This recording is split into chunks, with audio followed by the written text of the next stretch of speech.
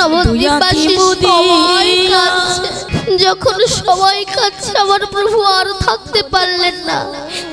একদিন আমার প্রভু শান্তিপুরে একদিনের তরে অদ্বৈতের ঘরে এসেছে। সচিমাতা অবধূত নিতাইকে ডেকে বলছে, নিতাই আমি তো যেতে পারবো না, তুই জানো বাবা আমার ভাইকে একটু ডেকে আনতে দে।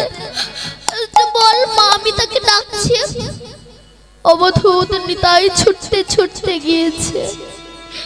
নিমাই নিমাই। কে? অবধূত।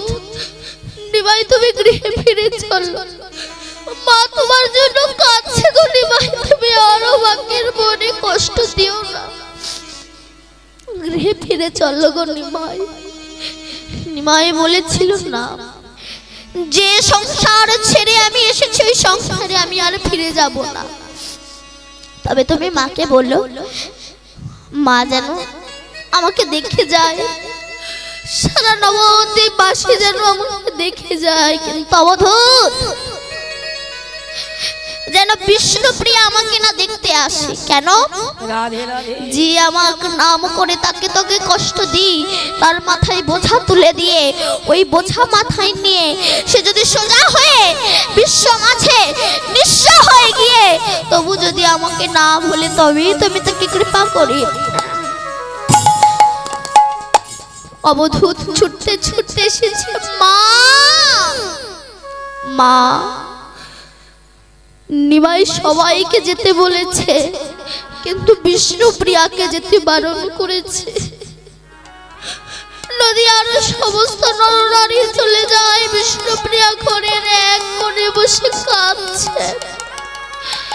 নদিয়ার নরনারী বলে, ওই বিষ্ণুপ্রিয়া তোর মতো ভাগ্যহীনা জগতে নেই। কেন? সবাই নিমাই ঠাকুরকে দেখতে যেতে বলেছে, তোকে যেতে বারণ করেছে। তোর মতো ভাগ্যহীনা জগতে নেই। বিষ্ণুপ্রিয়া চোখের জল মুছে ফেলে বলেছিল, বাজে কথা বলিস না, আমার মতো সৌভাগ্যবতী জগতে নেই আর। কেন? সবাই যে মানুষটাকে দেখার জন্য ছুটে ছুটে যাচ্ছে সেই মানুষটা কার?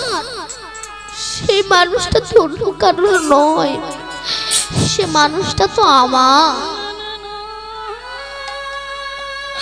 আমার মানুষকে দেখার জন্য সবাই যাচ্ছে বলতো। আমার মতো সৌভাগ্যবতী কি আর জগতে আছে? বিষ্ণুপ্রিয়া তোর স্বামী ভক্তির বলি হারিয়ে যায়, তুই চল আমাদের সাথে। বিষ্ণুপ্রিয়া বলেছিল, কেন? দেখা যদি করতে হয় সে আসবে আমার কাছে, আমি কেন যাব তার কাছে? বিষ্ণুপ্রিয়া গেল না বলে পরের দিন বিষ্ণুপ্রিয়া গেল না বলে রাত্রে বেলা আমার নিমাই এসেছে। বিষ্ণুপ্রিয়া, ও বিষ্ণুপ্রিয়া। রাধে রাধে। বিষ্ণুপ্রিয়া বুঝতে পেরেছে স্বামী এসেছে, সঙ্গে সঙ্গে ঘোমটাটা আড়াল করে দাঁড়িয়েছে। বিষ্ণুপ্রিয়া আমি বুঝেছি তুমি কেন আমার দিকে তাকাবে না। আমি তোমাকে কষ্ট দিয়েছি না, তোমাকে আমি যন্ত্রণা দিয়েছি না, তোমাকে আমি কষ্ট দিয়েছি না, তাই তুমি আমার দিকে ফিরে তাকাবে না। আমি তোমাকে কষ্ট দিয়েছি তাই আমার দিকে তাকাবে না।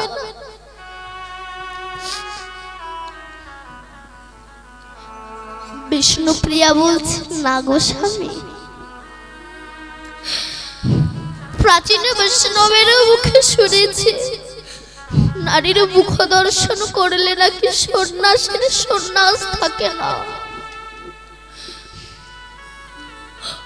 আমার মতো হতভাগিনীর মুখ দেখি আমি সবার সন্ন্যাস ধর্ম নষ্ট করতে চাই না স্বামী, নষ্ট করতে চাই না। নিমাই বলল, বিষ্ণুপ্রিয়া তোমার স্বামী ভক্তির বলিহারি যায়, কিছু চাও আমার কাছে? বিষ্ণুপ্রিয়া বলছে, স্বামী কি আর চাইবো বলুন তো? জগৎ স্বামীকে যে স্বামী রূপে পেয়েছে, তার কি আর কিছু চাওয়ার আছে গো? আর কিছু কি তার চাওয়ার আছে? না কিছু একটা চাও। বিষ্ণুপ্রিয়া বলছে, স্বামী যদি দিতে হয়, তুমি যে পাদুকার উপরে দাঁড়িয়েছো, পাদুকা দুঃখানা আমায় দাও। যদি কোনোদিনও তোমায় দেখার ইচ্ছা হয়, আমি তোমার ওই খরম জোড়া মুখে লয়ে ডাকবো তোমার নাম ধরে। এসে দাঁড়িয়ে পাদুকার উপরে আবার কাঁপিত প্রাণ শীতল হয়ে যাবে। হরি বল। আমরা নিজের ভালো বুঝি না। এই যে গাড়ি বাড়ি করছি, ধনৈশ্বর্য করছি, চাকরি করছি, কত সৎ মানুষকে ঠকাচ্ছি, নিজের ভালোর জন্য নয় বাবা। মৌমাছি সারাটা জীবন মধু সংগ্রহ করে, কত কষ্ট করে, কাঁটার সঙ্গে ক্ষত বিক্ষত হয়ে, রক্তাক্ত হয়ে ফুল থেকে মধু সংগ্রহ করে আনে। কিন্তু মধু হরণকারী ব্যক্তিরা ওই মৌমাছিকে পুড়িয়ে ওই মৌমাছির চাক তারা কেটে নিয়ে চলে যায়, সেই মধু তারা আস্বাদন করে। কিন্তু মৌমাছি যে এত কষ্ট করলো, তার কষ্টটাই বৃথা হয়ে গেল। তার ভাগ্যে কিন্তু মধু আস্বাদন করা হলো না। তার ভাগ্যে কিন্তু মধু আস্বাদন করা হলো না। তুমি এই যে গাড়ি বাড়ি ধন ঐশ্বর্য করছো না, তোমার মৃত্যুর পর ওই মৌমাছির মতোই তোমাকে পুড়িয়ে, তোমার নিজের ছেলে মেয়ে নাই, তোমার চাক নিংড়ে নিংড়ে তারা মধু আস্বাদন করবে, কিন্তু তোমার কথাই তারা ভুলে যাবে।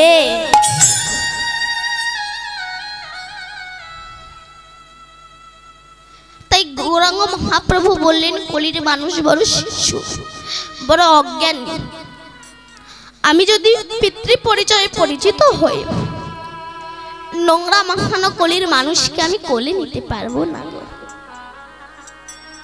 কেন? দেখবেন ছেলেকে মাও ভালোবাসে, বাবাও ভালোবাসে, কিন্তু ছেলে যদি নোংরা মেখে বাবার কাছে গিয়ে বলে, বাবা আমাকে একটু কোলে নাও, তখন বাবা কি করে, যা যা যা যা মার কাছে যা। মা যদি খেতেও বসে, বাৎসল্য প্রেমের সন্তানকে বুকে টেনে নেয়, বুকে টেনে নিয়ে ধুয়ে মুছে পরিষ্কার করে দিয়ে, পাউডার মাখিয়ে কাজলের টোপ দিয়ে ছেড়ে দেয়, তখন বাবা মোটর সাইকেলে করে ঘুরঘুর করে ঘুরে বেড়ায়। তাহলে পরিষ্কার করে মা, শখ মেটায় বাবা। তাই গৌরাঙ্গ মহাপ্রভু বললেন, কলির মানুষ বড় শিশু, বড় অজ্ঞানী। আমি যদি পিতৃ পরিচয়ে পরিচিত হই, নোংরা মাখানো কলির মানুষকে আমি কোলে নিতে পারবো না। তাই প্রভু আমার মাতৃ পরিচয়ে পরিচিত হয়েছে। তাই বললেন, এহেন গৌরাঙ্গ সুন্দর জীবের হৃদয় কন্দরে প্রবেশ করুক। কন্দর মানে গুহা। মানুষের হৃদয়টা গুহার সঙ্গে তুলনা করলো কেন? না, কোনো গুহার ভিতরে যদি অনাদিকাল হতে অনেক পশু বাস করে, কোনো ক্রমে যদি ওই গুহার কাছে গিয়ে কোনো সিংহ যদি গর্জন ছাড়ে, যেমন সমস্ত পশু পাখি ভয়তে অন্যত্রে পালিয়ে যায়, ঠিক তেমনি আমাদের হৃদয়ে অনাদিকাল হতে অনেক পশু পাখি বাস করছে। কি? লোভ, হিংসা, পরশ্রী, কাতরতা, মোহ, এগুলো পশুরূপে বাস করছে। কোন ক্রমে যদি আমার গৌর হরি সিংহ একবার প্রবেশ করে, একবার যদি কৃষ্ণ নামের হুঙ্কার ছাড়তে পারে, তাহলে সমস্ত পশু পাখি এই দেহ ছেড়ে অন্য হৃদয়ে পালিয়ে যাবে। তাই গৌর হরি বল। তাই বললেন, এহেন গৌরাঙ্গ সুন্দর জীবের হৃদয় কন্দরে প্রবেশ করুক।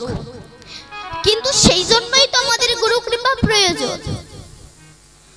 গুরু কৃপা না হলে তোমরা তাকে পাবো না। কারণ যখন জানি আমরা ইন্দ্র অভিসম্পদ হলো, ইন্দ্রের রাজ্য চালাবে কে?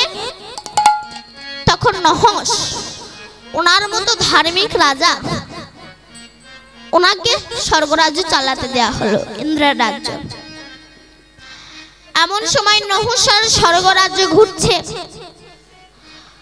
অনেক সুন্দরী রমণীর মধ্যে মেনকা রম্ভা সবচেয়ে সুন্দর রমণী হলো সে ইন্দ্রের স্ত্রী শচী। নহস শচীকে দেখে বলল, আমি তোমাকে বিবাহ করতে চাই। শচী বলল, ছি ছি ছি, আপনি কি বলছেন? আপনি জানেন আমার একবার বিবাহ হয়ে গিয়েছে, তারপরে আপনি আমাকে বিবাহ করতে চাইছেন? নহস বলে, দেখো ইন্দ্র তো আর কোনোদিনও ফিরে আসবে না, আর এখন তো আমি ইন্দ্র, আমাকে বিবাহ করো। এই জন্য শাস্ত্রে লেখা আছে, বিবেকবান পুরুষকে কখনো নারীর মুখের দিকে তাকাতে নেই, নারীর চরণের দিকে তাকাতে হয়। কেন? শাস্ত্রে নারীকে অগ্নি সমতুল্য বলা হয়েছে এবং পুরুষকে ঘৃত সমতুল্য বলা হয়েছে। পুরুষ অর্থাৎ ঘৃত যদি অগ্নি অর্থাৎ নারীর কাছে যায়, পুরে ভস্ম হয়ে যাবে। তাই বিবেকবান পুরুষকে কখনো নারীর মুখের দিকে তাকাতে নেই, নারীর চরণের দিকে তাকাতে হয়। তাই শচী বলল, আমাকে একটু সময় দাও, আমি একটু দেখি, তারপর তোমাকে বিবাহ করব। নহস বলল, ঠিক আছে। তখন শচী গুরু বৃহস্পতির কাছে ছুটে গেল। যখনই কোনো তোমার বিপদ আসবে তুমি গুরুর কাছে যাবে। শচী তখন গুরু বৃহস্পতির কাছে গিয়ে বলছে, হে গুরুদেব, তুমি আমায় কৃপা করো। কেন? শচী তখন সমস্ত ঘটনা খুলে বললেন। বৃহস্পতি বলল, শচী, তুমি নহসের কাছে গিয়ে বলো তুমি তাকে বিবাহ করবে, কিন্তু সে যদি সপ্তঋষির কাঁধে চেপে তোমাকে বিবাহ করতে আসে, তবেই তুমি তাকে বিবাহ করবে, তবেই তুমি তাকে বিবাহ করবে। শচী তখন নহসের কাছে গিয়ে বলল, আমি আপনাকে বিবাহ করব যদি আপনি সপ্তঋষির কাঁধে চেপে আমাকে বিবাহ করতে আসেন। আস্তে আস্তে তখন নহস সপ্তঋষির কাছে গেল, আমি আপনাদের কাঁধে চেপে শচীকে বিবাহ করতে যাব। সপ্তঋষি বুঝেই গেছে ওর পতন শুরু হয়ে গেছে, কিন্তু ইন্দ্র পদ পেয়েছে, তোর কথা শুনতে হবে। তখন নহসকে সপ্তঋষির কাঁধে চাপিয়ে নিয়ে যাচ্ছে, আর তখন নহস কখন শচীকে পাবো, কখন শচীকে পাবো এই মনে মনে ভাবছে। মানুষ যখন কামাসক্ত হয়ে যায়, তখন তার না থাকে ভয়, না থাকে লজ্জা, তার কিছুই থাকে না, তখন তার কিছুই থাকে না। তখন সপ্তঋষির কাঁধে চেপে যাচ্ছে, তো একটু দেরি হচ্ছে, বলছে সর্প সর্প, মানে তাড়াতাড়ি চলো তাড়াতাড়ি চলো। সপ্তঋষি বলছে, কি তুই সপ্তঋষির কাঁধে চেপে যাচ্ছিস আর সর্প সর্প করছিস? তুই সর্প হয়ে যা। সর্প হয়ে গেল। শচী নহসের দৃষ্টি থেকে মুক্তি পেয়ে গেল। তোমার যখন বিপদ আসবে তুমি গুরুর কাছে যাবে, গুরুই তোমার মুক্তির দ্বার খুলে দেবে। গৌরাঙ্গ মহাপ্রভু যখন চলে গেছেন, আমার শচী মাতা কাঁদছে। গৌরাঙ্গ মহাপ্রভু তিনি কলিজীবের দুর্দশা দেখে তিনি নাম এনেছেন। তিনি আমাদেরকে বললেন, কলিহত জীব তোমরা আর ঘুমিয়ে থেকো না, কিন্তু সূর্য উদয় হলো আমার ঘরে, ঘুম ভাঙলো না আমাদের।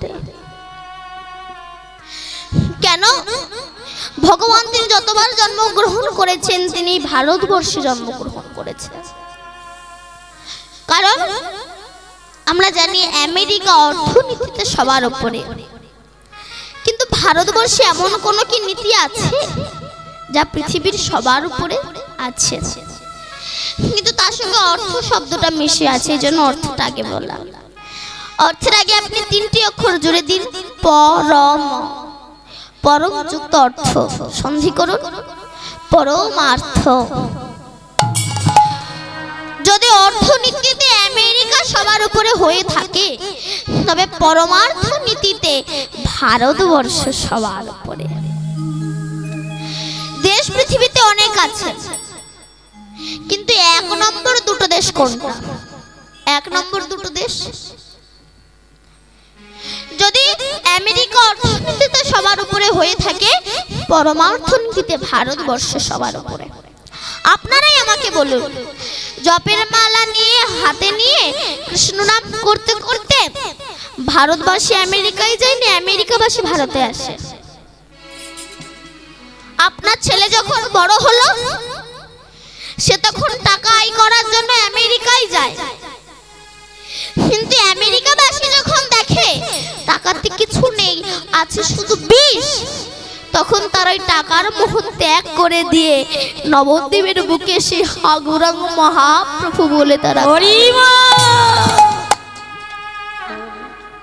গৌর বলে তারা কাঁদে।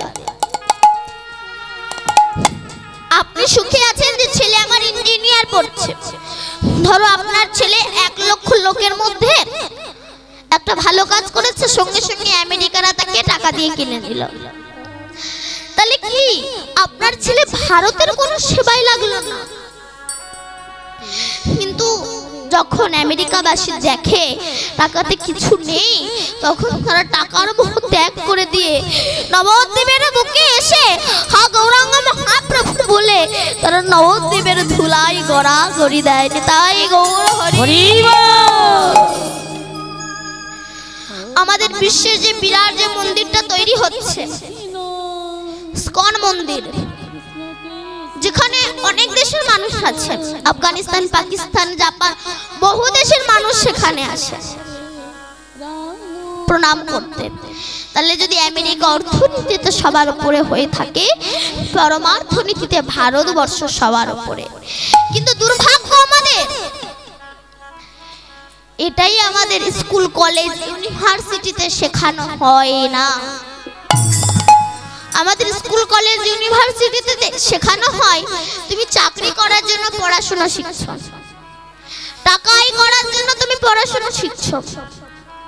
চাকরি করে শুধু টাকা আয় করার জন্য নয়, চাকরি করে দেশের সেবা করার জন্য চাকরি, মানব সেবা করার জন্য চাকরি। যারা মিলিটারি চাকরি করে তারা দেশের সেবা করার জন্য চাকরি করে, যারা বিএসএফ এ চাকরি করে তারা দেশের সেবা করার জন্য চাকরি করে। চাকরি মানে শুধু পয়সা ইনকাম করা নয়, চাকরি মানে মানব সেবা করার জন্য।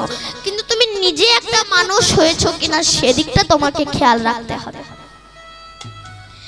আর সেই শিক্ষাটা পাওয়া যায় কীর্তনের আসরে।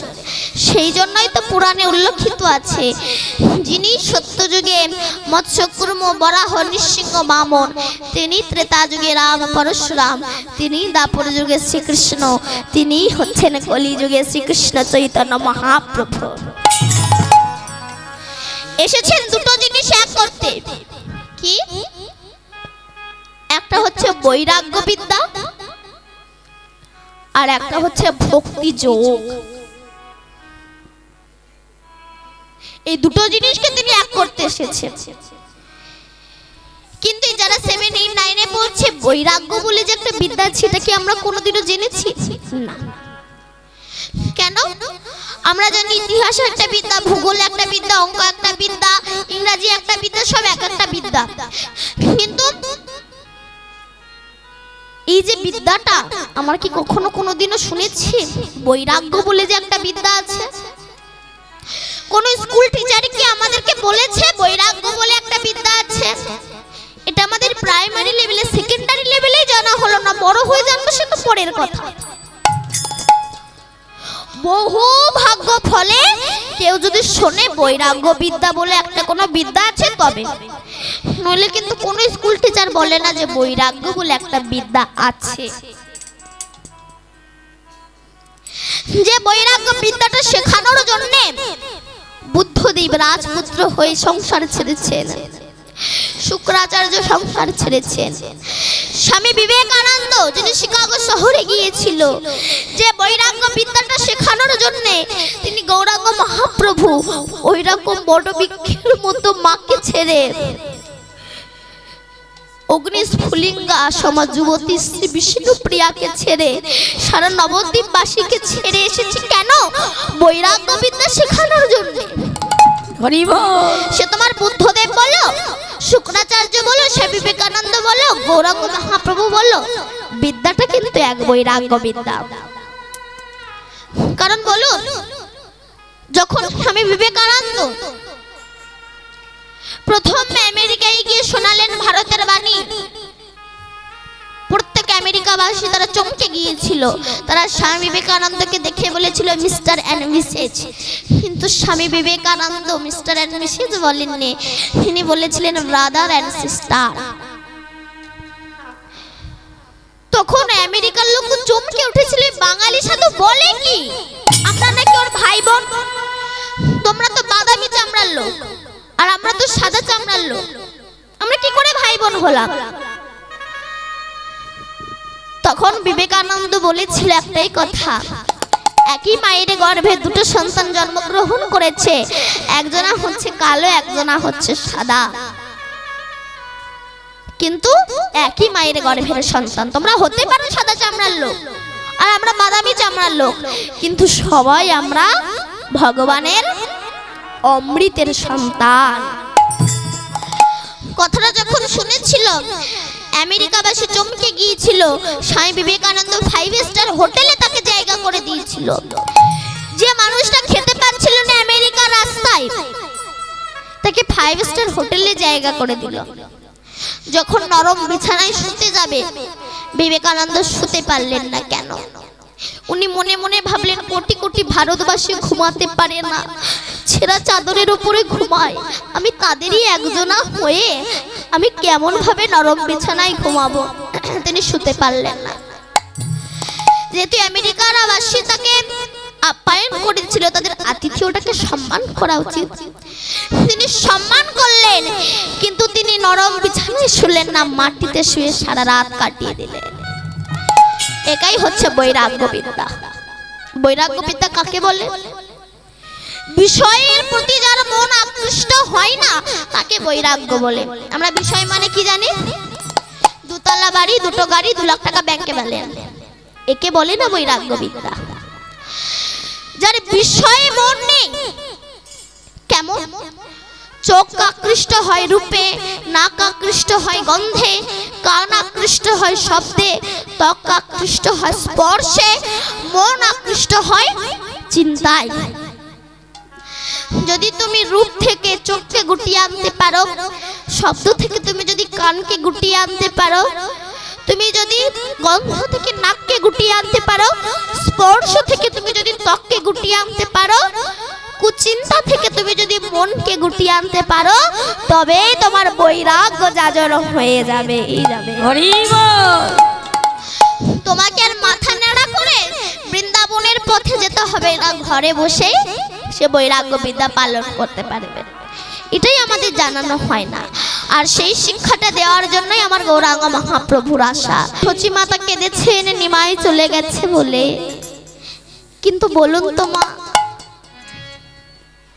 যে সচি মাতা কোলে 8টা কন্যা সন্তান মারা গেল, বড় ছেলে বিশ্বরূপ এলো, সেও চলে গেল, শেষে যে নিমাই এলো, সেও সন্ন্যাস ধর্ম নিয়ে চলে গেল। কেন?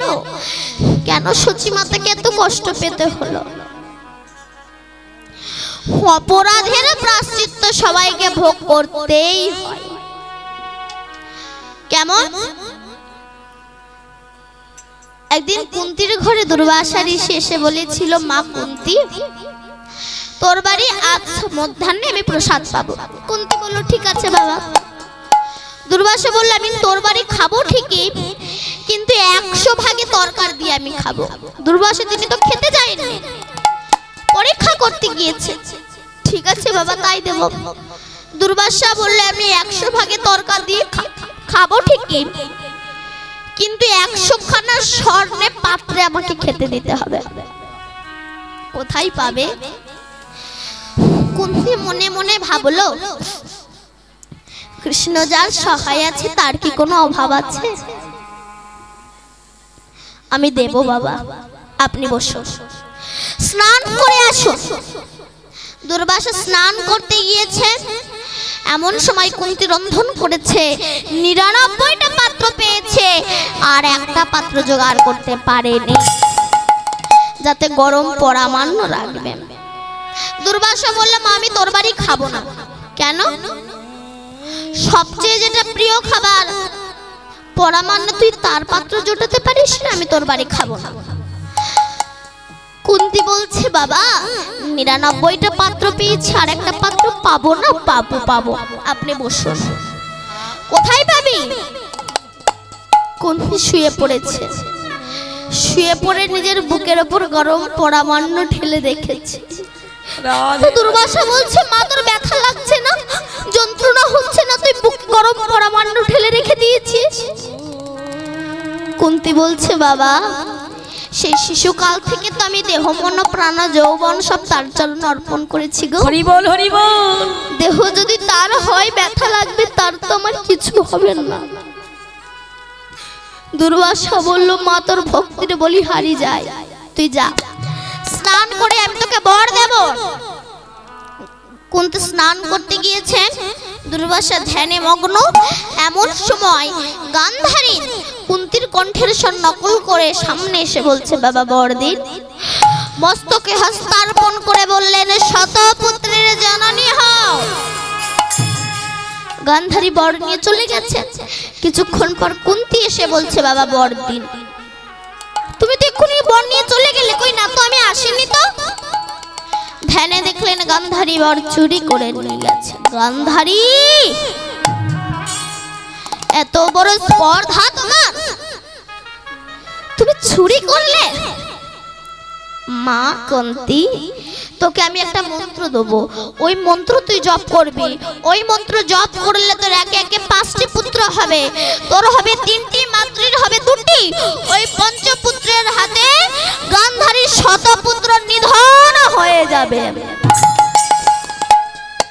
এই জন্য চুরির জিনিস, পরের কথাটা কি মা?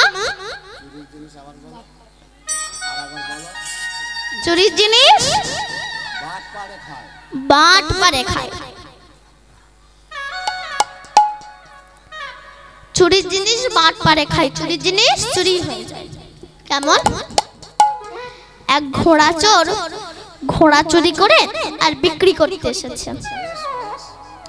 এখন একজন খরিদ্দার বলছে, দাদা ঘোড়া বিক্রি হবে? বলে হ্যাঁ। কত টাকা দাম?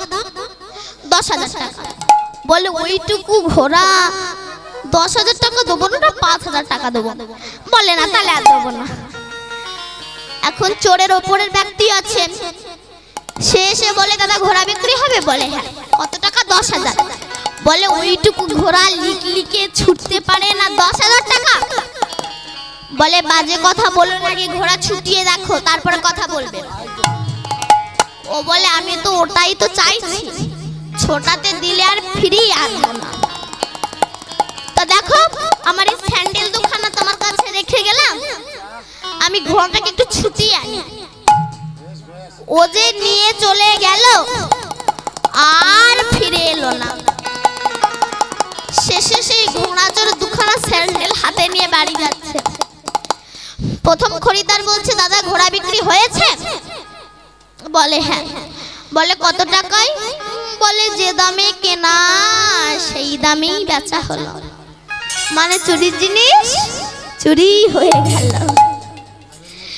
তাই গৌরাঙ্গ মহাপ্রভু এসেছেন আমাদেরকে উদ্ধার করার জন্য, হরিনাম বিতরণ করছেন। হরিনাম আপনারা গাইবেন তো মা? গাইবেন তো? আপনাদের কি মুখ নেই গো মা?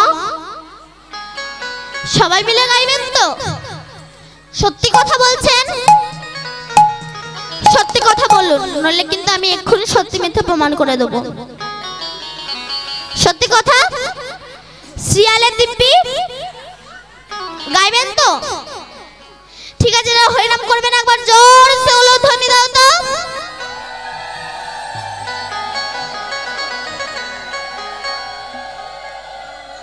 এখনো দিচ্ছেন? আমি বললাম যারা যারা হরিনাম করবে না তারা উলুধ্বনি দেন, আপনারা উলুধ্বনি দিতে শুরু করে দিয়েছেন, তার মানে আপনারা গাইবেন না?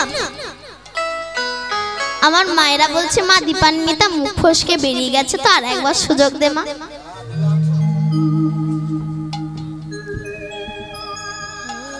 আর একবার সুযোগ দে মা, ঠিক আছে না? হরিনাম করবে কার প্রেম এসে উলুধ্বনি হরিধ্বনি কর। হরিব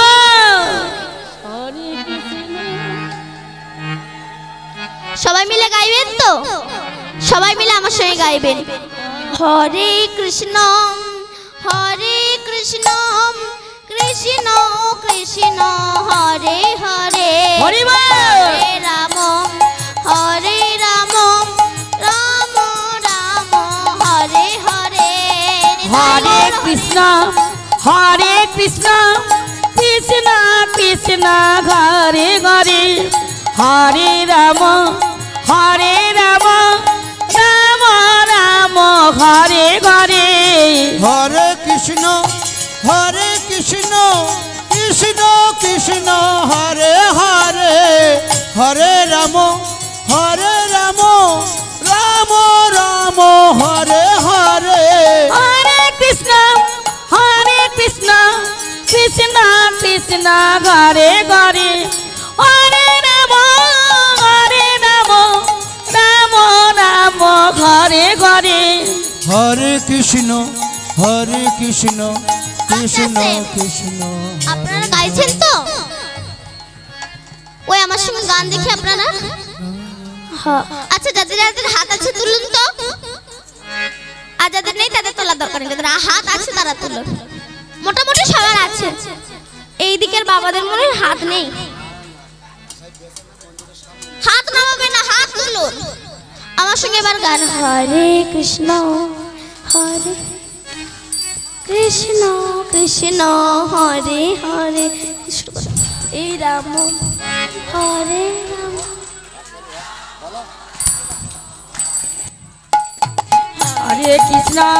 হরে কৃষ্ণ কৃষ্ণ কৃষ্ণ ঘরে ঘরে, হরে রাম রাম রাম হরে ঘরে। হরে কৃষ্ণ কৃষ্ণ কৃষ্ণ হরে হরে, হরি বল। হরে রাম রাম রাম হরে হরে। হরে কৃষ্ণ কৃষ্ণ কৃষ্ণ ঘরে ঘরে, হরে রাম রাম রাম ঘরে ঘরে। হরে কৃষ্ণ কৃষ্ণ কৃষ্ণ হরে হরে, হরে রাম রাম রাম হরে হরে। হরে কৃষ্ণ কৃষ্ণ কৃষ্ণ ঘরে ঘরে, হরে রাম রাম রাম ঘরে ঘরে। হরে কৃষ্ণ কৃষ্ণ কৃষ্ণ হরি হরে রাম রাম রাম হরে হরে। বলুন শ্রীমতী রাধা রানী কি জয়। বাহ। তো আসল যে কথাটা, সচি মাতাকে এত কেন কষ্ট করতে হলো, কাঁদতে হলো? কাঁদালে কাঁদিতে হয়, এ কথাটি মিথ্যা না। কই কই চোখের জলে ভাসতে ভাসতে বুকে পাষাণ বেঁধে স্বামী দশরথের কাছে এসেছে। স্বামী কে আমি? কই কই কই কই। কেন কই কই এসেছো?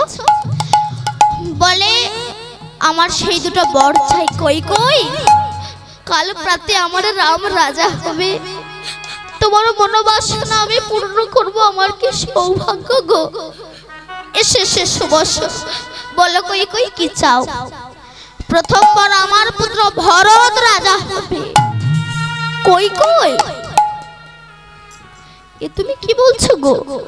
ভরত তো আমার ছেলে, কিন্তু রাম তো বংশের বড়, ও তো রাজা হবে। আর দ্বিতীয়বার 14 বছরের জন্য রাম বনবাসে চলে যাবে। শুনেই দশরথ আছাড়ে খেয়ে পড়লো কৈকেয়ীর চরণে। কৈকেয়ী, দ্বিতীয় বরটা ফিরিয়ে নে কৈকেয়ী, দ্বিতীয় বরটা ফিরিয়ে নে। ফিরিয়ে নাও। কিছুতেই নিলেন না। কেন? কাঁদালে কাঁদিতে হয়, এ কথাটি মিথ্যা নয়। কাকে কাঁদিয়েছিল? যেমন ব্যাংকে টাকা জমা রাখলে 10 বছর পরে সেই টাকাটা ডবল হয়, ঠিক তেমনি তুমি যদি নিজে একটা মানুষ হয়ে কোনো সৎ মানুষের মনে কষ্ট দিয়ে থাকো, সেই কষ্টটা তোমার জীবনে ডবল হয়ে ফিরে আসবেই আসবে। কাকে কাঁদিয়েছিল? সেই সিন্ধু মুনির বা অন্ধমুনিকে। যখন মরা পুত্র সামনে এনেছিল, অন্ধমুনি অভিশাপ দিয়েছিল, দশরথ তুমি আমার হাতের লাঠিকে কেড়ে নিয়েছো, অভিশাপ দিলাম আমি তোমাকে। আমি যেমন পুত্র হারা হয়ে প্রাণ হারা হয়ে রয়েছি, অভিশাপ দিলাম আমি তোমাকে, তোমাকেও একদিন না একদিন পুত্র হারা হয়ে প্রাণ হারাতে হবে। এদিকে কাল প্রাতে রাম রাজা হবে। কৌশল্যার মনে কি আনন্দ প্রদীপ জ্বলছে। হঠাৎ প্রদীপগুলো লিভে গেল। কি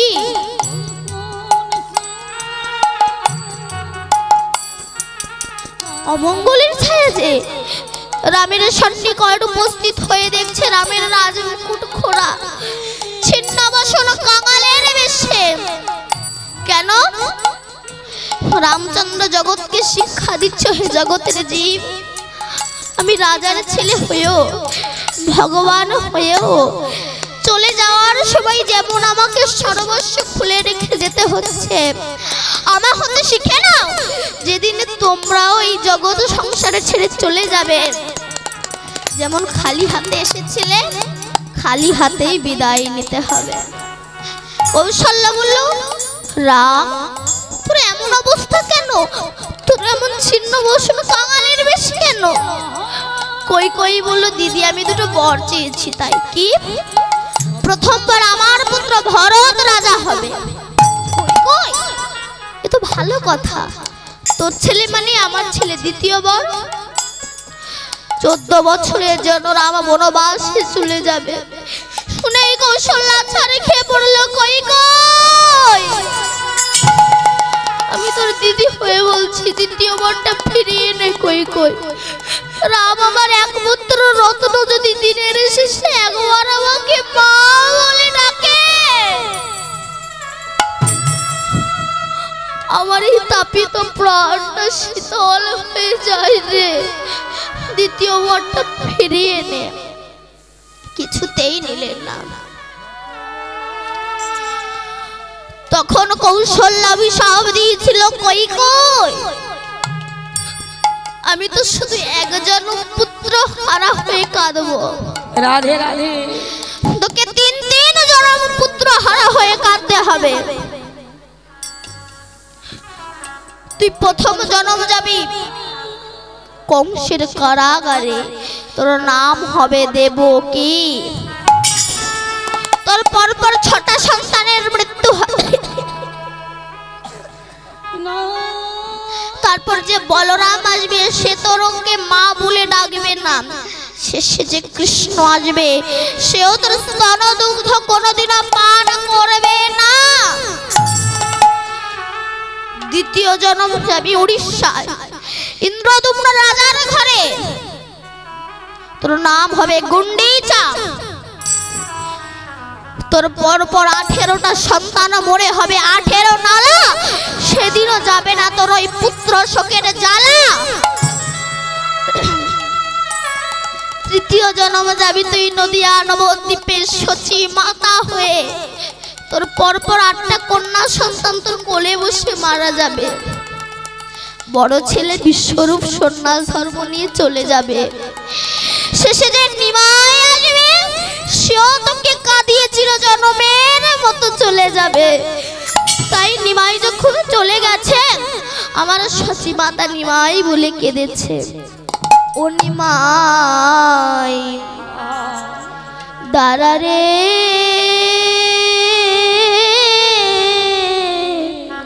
দাঁড়া দাঁড়া রে দাঁড়া রে নিমাই দেখিব তো মারে নিমাই দাঁড়া রে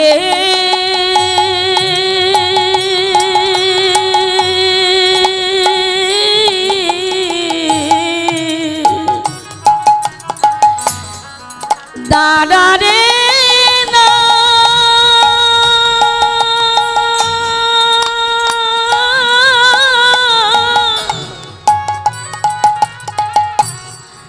দাঁড়া রে নিমাই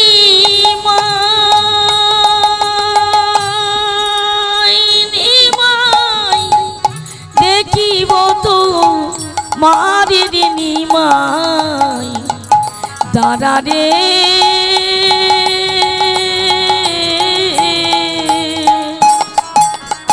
আগে যদি জানতাম নিমাই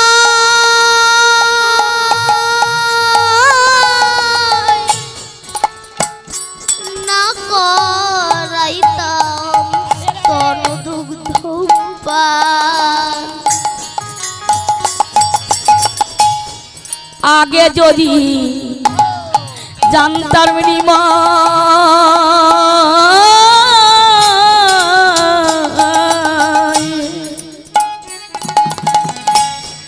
না করাইতাম স্তনপান ওরে নিমাই রে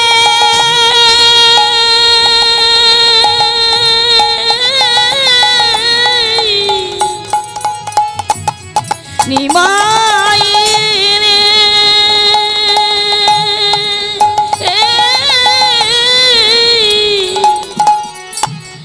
দাঁড়া রে নিমাই নিমাই দেখিব তো মারে রে নিমাই দাঁড়া রে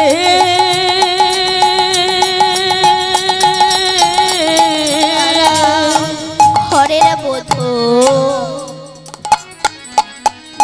বিষ্ণু প্রিয়া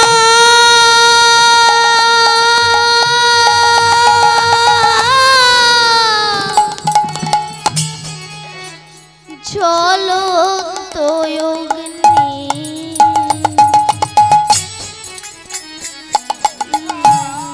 ঘরের বধূ বিষ্ণু প্রিয়া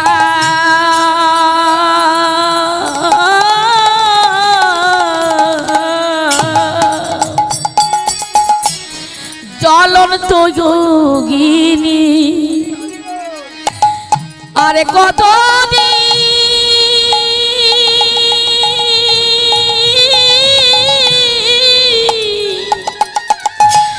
রাগব তারি রে নিমাই দিয়া বকি মানি রে নিমাই দাঁড়া রে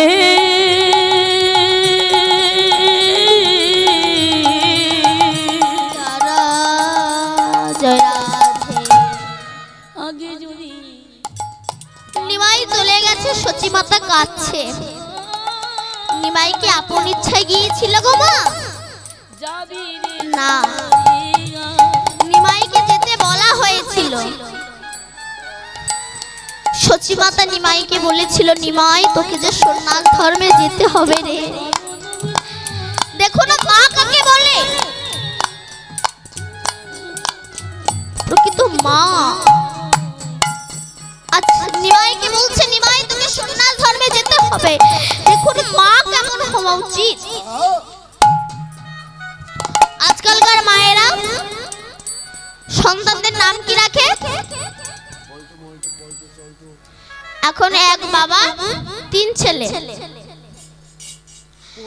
পাপাই বড়টার নাম পাপাই মেজটার নাম ঝাপাই ছোটটার নাম টিপাই ও যখন বুড়ো হয়ে যাবে তখন তো ডাকতে পারবে না পা পাপাই, ও তখন বলবে পাপ আয়, পাপ আয়, ঝাপাই, পাপ তুই ঝাঁপিয়ে আয়, টিপাই আমাকে টিপে ধর, আমি জমের বাড়ি যাই। রাধে রাধে। এই যে আমার এই যে দাদুটা দেখতে পাচ্ছ, এই দাদুটার নাম 5টা ছেলে। বড়টার নাম পল্টু, মন্টু, নন্টু, লাস্টের দুটোর নাম নাট আর বল্টু। আমি বলি পল্টু, মন্টু, নন্টু কোনো কাজে আসবে না, শেষের দিনে নাট আর বল্টু ভালো কাজে আসবে। কেমন বলে, আমি যখন বুড়ো হয়ে যাব, উনি যখন বুড়ো হয়ে যাবে, শেষের দিনে নাট আর বল্টু ভালো করে টাইট দিয়ে দেবে। এই জন্য মা ভালো হতে হবে, তবে তো সন্তান ভালো হবে। বাবা হলো বীজ, মা হলো মাটি। বীজ আর মাটি যদি ভালো হয়, ফসল ভালো হবে না, কে বলেছে? এপিজে আব্দুল কালাম বলেছে, একটা মা হচ্ছে 100টা স্কুলের সমান, আর একটা বাবা হচ্ছে 100টা শিক্ষকের সমান। বাবার বিচারও যদি ভালো না হয়, সন্তানের বিচার ভালো হবে না। মায়ের আচারও যদি ভালো না হয়, সন্তানের আচার ভালো হবে না। তাই প্রত্যেকটি বাড়িতে সন্তানগুলোকে কৃষ্ণ ভক্ত করতে গেলে প্রথম দায়িত্ব মার, দ্বিতীয় দায়িত্ব বাবার। কেন মাকে দায়ী করলো? কেন না, একটা সন্তানের জায়গা হয় মায়ের গর্ভে 10 মাস 10 দিন, এই জন্য মাকে দায়ী করা হলো। বাঘিনী যখন তার বাচ্চাদের সাঁতার শেখায়, প্রথমে নিজে আগে জলে নামে, পেছন পেছন তার বাচ্চারা জলে নামে। মা যদি ধর্মের পথে অগ্রসর না হয়, সন্তান কখনো ধর্মের পথে অগ্রসর হবে না।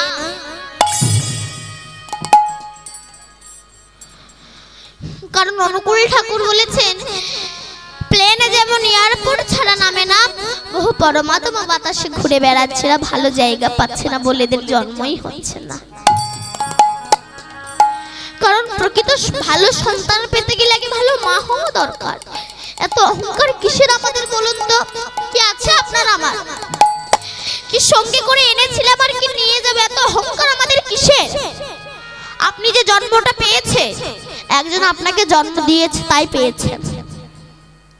জন্মের পরে আপনার যে নামটা, সেই নামটা একজনা রেখেছে তাই তুমি পেয়েছো।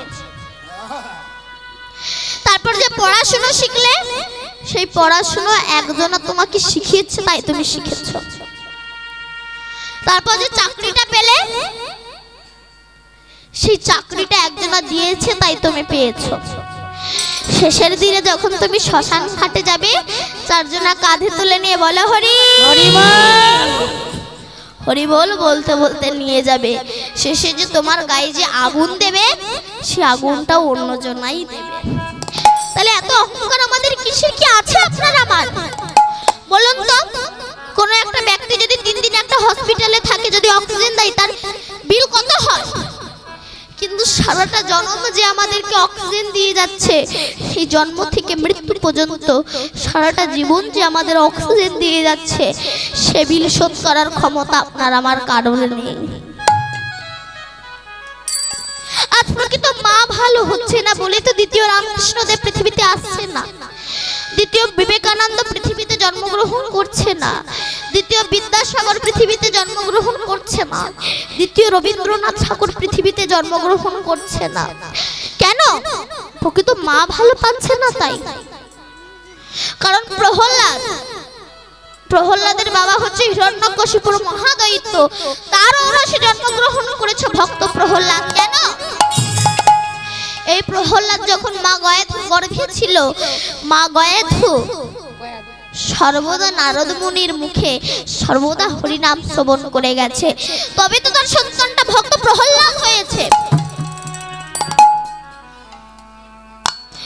আগেকার যুগে নিয়ম ছিল, সন্তান গর্ভে থাকলে মায়েদের যে সাধভক্ষণ দেওয়া হয় না, বাপের বাড়ি এনে সাধুগুরু বৈষ্ণবকে সেবা দিয়ে ওই বৈষ্ণবের এঠো প্রসাদ মায়েদেরকে ভক্ষণ করানো হতো। তবেই তো তাদের সন্তানগুলো, আগেকার মায়েরা পড়াশোনা জানতো না, কিন্তু এমন এমন সন্তান গর্ভে ধরেছে সব বোম্বাস্টিক ফসল। কারণ প্রকৃত মা ভালো হতে হবে, তবে তো সন্তান ভালো হবে। গো ভগবান যখন নিমাই সচী মাতার কাছে এসে দেখছে মা সচী মাতা কাঁদছে। নিমাই বলল, মা তুমি কাঁদছো কেন? সচী মাতা বলছে, কই আমি তো কাঁদছি না। তোমার চোখে জল কেন গো মা? তোমার চোখে জল কেন মা? সচী মাতা বলছে, কেন যে কাঁদছি তুই তা বুঝবি না। নিমাই বলল, আমি জানি মা, আমি সন্ন্যাস ধর্ম গ্রহণ করবো তো তাই তুমি কাঁদছো।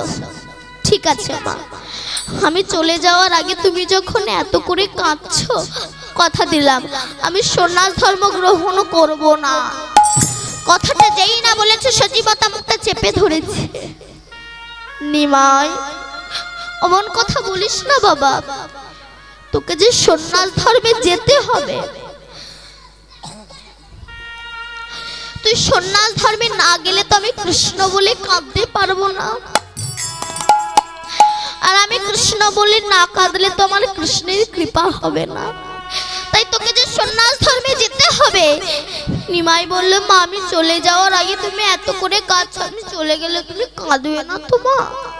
সচী মাতা বলেছিল, তোর মতো রত্ন চলে গেলে কোনো মাকে না কেঁদে থাকতে পারে রে। আমি কাঁদবো, কিন্তু সে কান্নায় আনন্দ আছে। কেমন নিমাই? তুই কাঁদবি দেশ বিদেশে, আমি কাঁদবো ঘরে বসে। দুজনার কান্না একত্রে মিশে যেদিন বইবে প্রেমের বন্যা, সেদিন আমি হব ধন্য কন্যা। নিমাই বলল, মা তোমার মাতৃত্বের বলি হারিয়ে যায়। সন্ন্যাস ধর্ম নেওয়ার পরে নিজে হাতে রন্ধন করে ডেকো আমায় নিমাই বলে। পৃথিবীর যে প্রান্তে থাকি না কেন আমি এসে তোমার হাতের খাবার খাবো। সচী মাতা বলল, আজ নাই আমি বেঁচে আছি তাই খাবার খাবি, যেদিন আমি থাকবো না। সেদিনের কথাটা তো বললি না বাবা? নিমাই বলেছিল, মা তোমার এ রাতে শকতি নাহি গো আমার, তব গর্ভে জন্ম নেব আরো 2 বার। আমি আবার আসবো গো মা, সেই জন্ম নেব বৈষম্য কুলে, হরি নাম দিয়ে তরাবো জীবগণে। কেন আসবো জানো মা?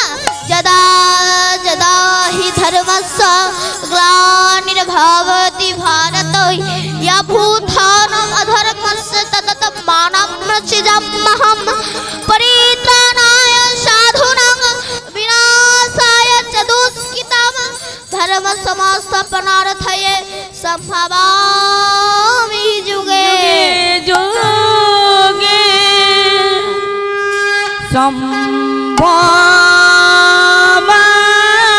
সম্ভবামি, যুগে যুগে সম্ভবামি, যুগে যুগে সম্ভবামি, যুগে যুগে সম্ভবামি, যুগে যুগে সম্ভবামি, যুগে যুগে সম্ভবামি, যুগে যুগে সম্ভবামি, যুগে যুগে সম্ভবামি, যুগে যুগে সম্ভবামি, যুগে যুগে সম্ভবামি, যুগে যুগে সম্ভবামি, যুগে যুগে সম্ভবামি, যুগে যুগে। আমি আবার আসবো গো মা। আমরা জানি গৌরাঙ্গ মহাপ্রভুর জন্ম হয়েছিল, আবার মৃত্যুবরণ করেছিল। অনেকে বলে গৌরাঙ্গ মহাপ্রভুকে নাকি পান্ডারা পিটিয়ে মেরেছে। কেন? প্রতাপরুদ্র রাজার গুরুদেব হচ্ছে গৌরাঙ্গ মহাপ্রভু। যে দেশের রাজার গুরুদেব হচ্ছে গৌরাঙ্গ মহাপ্রভু, তাকে কি পান্ডারা পিটিয়ে মারতে পারে? অনেকে বলে সাগরে ঝাঁপ দিয়ে মরেছে, অনেকে বলে পায়ে সেফটি হয়ে মরেছে, অনেকে বলে নাকি গুন্ডিচা দেবীর মন্দিরে তাকে পিটিয়ে মারা হয়েছে, ভুল। আসল কথাটা কি, গৌরাঙ্গ মহাপ্রভু জগন্নাথ মন্দিরে প্রবেশ করে তিনি জগন্নাথের সঙ্গে বিলীন হয়ে গিয়েছেন। জগন্নাথের সঙ্গে তিনি বিলীন হয়ে গিয়েছেন। কিন্তু গৌরাঙ্গ মহাপ্রভু শেষ পরিণতি কি সেটা তো আমরা আস্বাদন করলাম, কিন্তু বিষ্ণুপ্রিয়া, এই বিষ্ণুপ্রিয়ার স্বামী ভক্তি কাকে বলে আজ এই লীলাটি আমরা আস্বাদন করব। প্রথমে বলে দিয়েছি, আবারও বলছি, বিষ্ণুপ্রিয়ার অন্তর্ধান লীলা। বিষ্ণুপ্রিয়ার শেষ পরিণতিটা কি হয়েছিল বিষ্ণুপ্রিয়া দেখিয়ে দিয়েছে স্বামী ভক্তি কাকে বলে। আজকাল তো সবাই স্বামীর নাম ধরে রাখে, যেন ঠাকুমা ডাকছে, এমন ভাবে ডাকে যেন ঠাকুমা ডাকছে। দেখে বোঝা যায়নি স্ত্রী ডাকছে না ঠাকুমা ডাকছে। যে স্বামী যার জন্য আজও ঘোমটা দেয় আমার বৃদ্ধ মায়েরা, যার জন্য শাখা পড়তে হয়, যার জন্য সিঁদুর লাগাতে হয়, সেই স্বামীর নাম ধরে ডাকতে লজ্জা করে না? বিষ্ণুপ্রিয়া দেখেছে হরি ভজন যদি করতে হয় শিশুকালে হরি ভজন করো। কেন? গৌরাঙ্গ মহাপ্রভু যখন চলে গিয়েছিল, গৌরাঙ্গ মহাপ্রভু যখন চলে গিয়েছে, রাত্রে বেলা বিষ্ণুপ্রিয়া বিছানায় হাত বুলিয়ে দেখছে গৌর হরির গলার হার পড়ে আছে, চরণের নূপুর পড়ে আছে। কি তাহলে আমার প্রভু কি নেই? আমার প্রভু চিরজন্মের মতো সন্ন্যাস ধর্ম নিয়ে চলে গেছে। আমার প্রভু কি তাহলে নেই?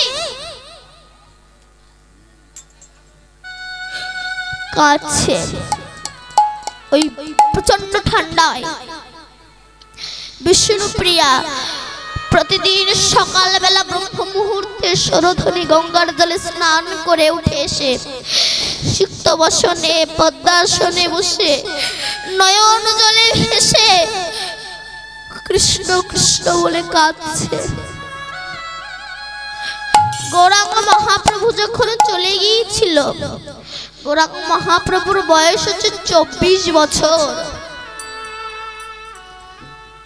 24 বছর 24 বছর বয়সে সন্ন্যাস ধর্ম নিয়ে আরো 24 বছর মহাপ্রভু সন্ন্যাস ধর্ম পালন করেছিল। 48 বছর বয়সে গিয়ে গৌরাঙ্গ মহাপ্রভু জগন্নাথ মন্দিরে বিলীন হয়ে গেল।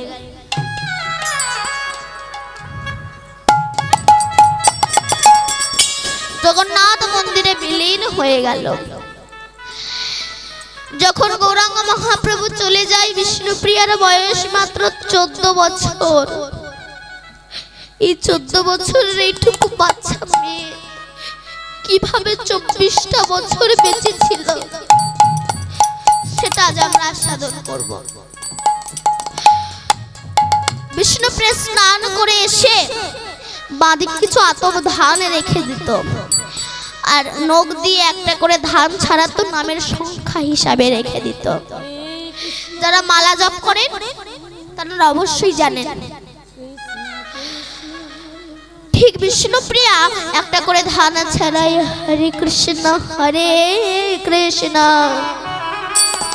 কৃষ্ণ কৃষ্ণ হরে হরে হরে হরে রাম হরে হরে রাম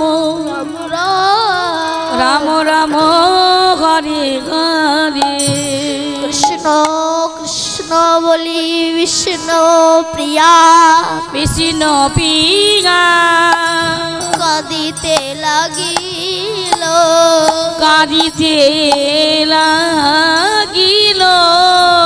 স্বর্গ হইতে পুষ্প বৃষ্টি উলুধ্বনি হরিধ্বনি হইতে লাগিল হরি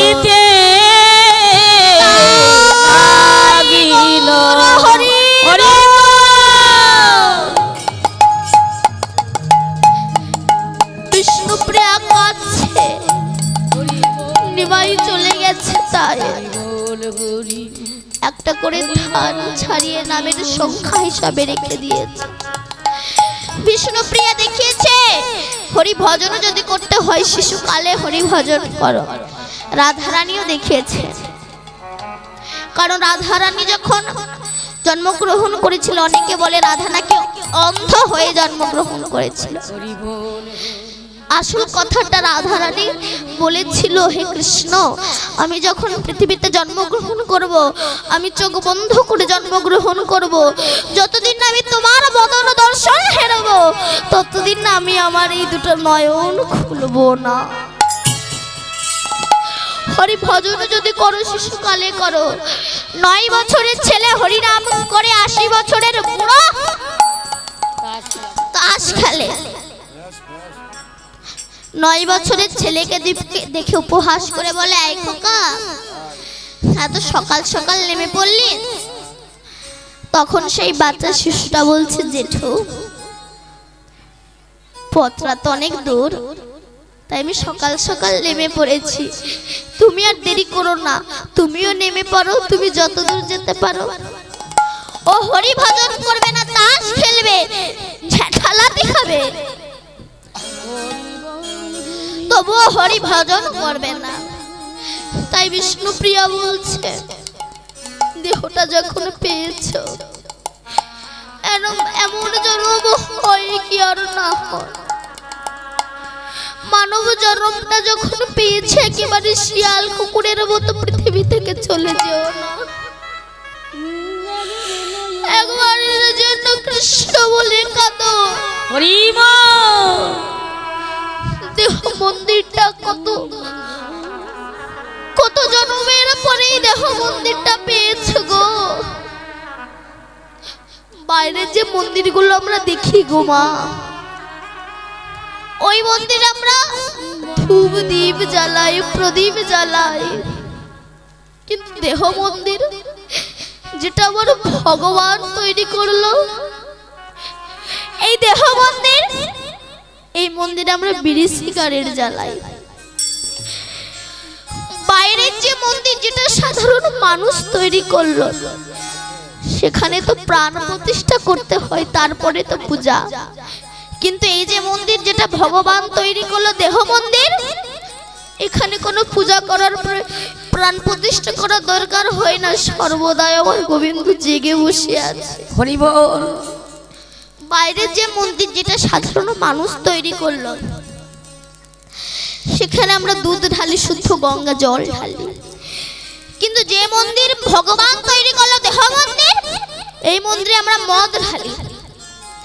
বাইরের যে মন্দির যেটা সাধারণ মানুষ তৈরি করলো, সেখানে আমরা মাছ মাংস তুলি কি না, তুললে অপরাধ হয়। কিন্তু দেহ মন্দির যেটা ভগবান তৈরি করলো, দেহ মন্দির, এই মন্দিরে তো একাদশী দিনও মাছ বাদ দেন না।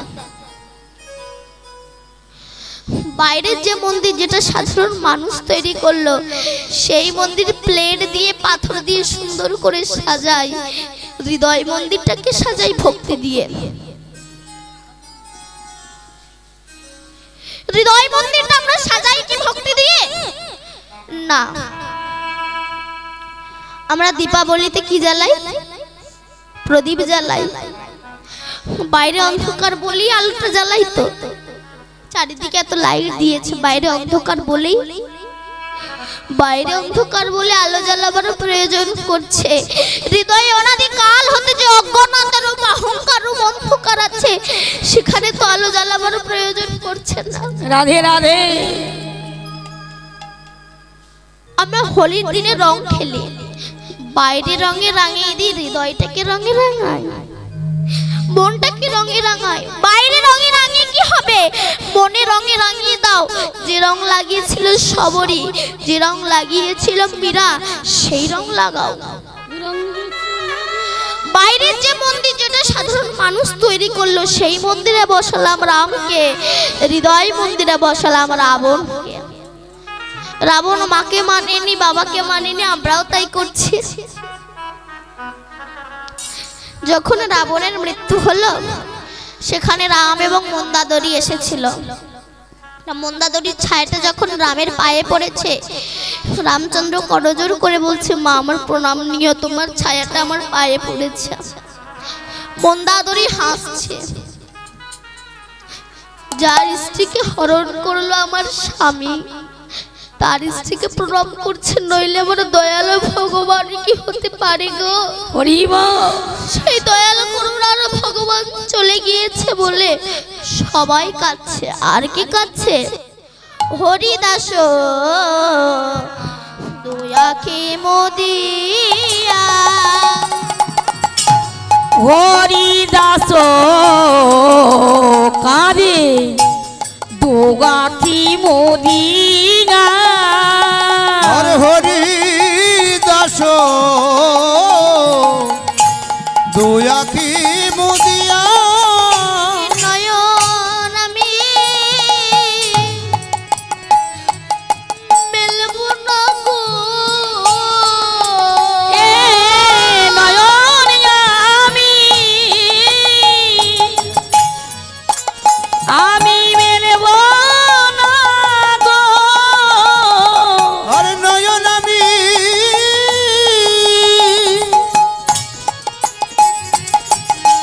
মেলব না গো। আমি নয়ন মেলে হরিবল হরিবল হরিবল। আমি নয়ন মেলে কি দেখিব, আমি ওই নয়ন মেলেব না গো, এ নয়ন মেলে আমি কি দেখিব,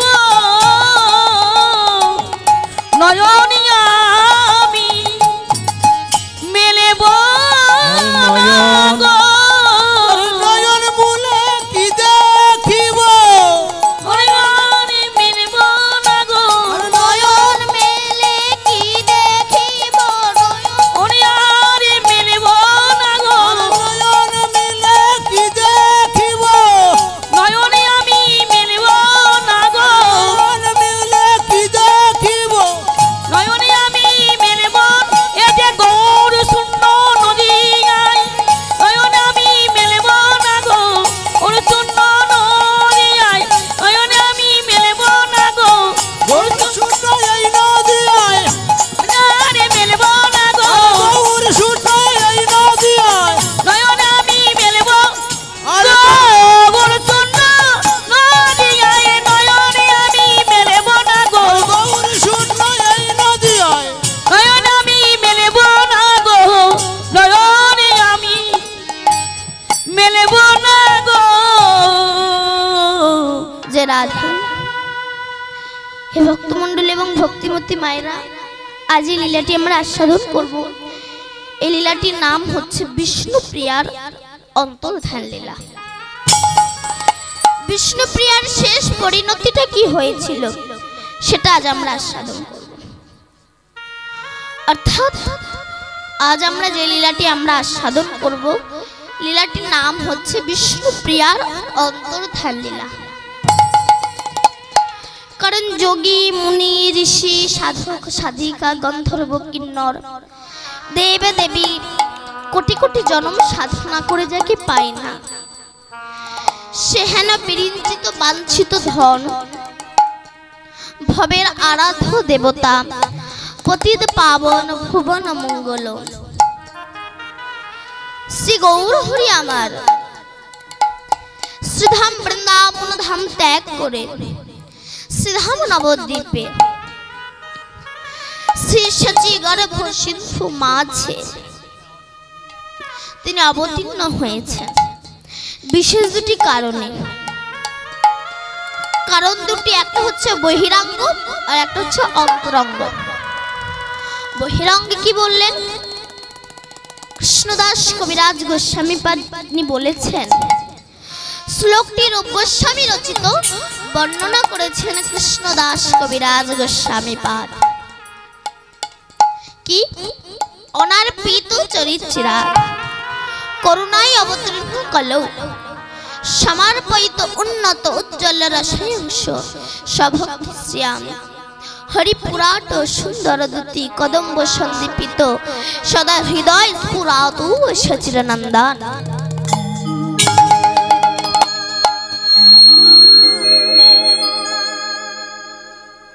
চিরকাল যে নাম অর্পিত হয়নি কেন? সত্য যুগে হরিনাম ছিল, ত্রেতা যুগে হরিনাম ছিল, দাপর যুগে হরিনাম ছিল, কলিকালে হরিনামের প্রাদুর্ভাবটা বেড়ে গেল কেন? কৃতে যথাই বিষ্ণু ত্রেতাই তেজতি মক্ষয়, দাপরে পরিচর্যং কলৌ তৎ হরিনাম সংকীর্তন। সত্য যুগের মানুষ ধ্যান করে ভগবানকে পেয়েছে, কিন্তু কলির মানুষ তো ধ্যান করতে পারবে না।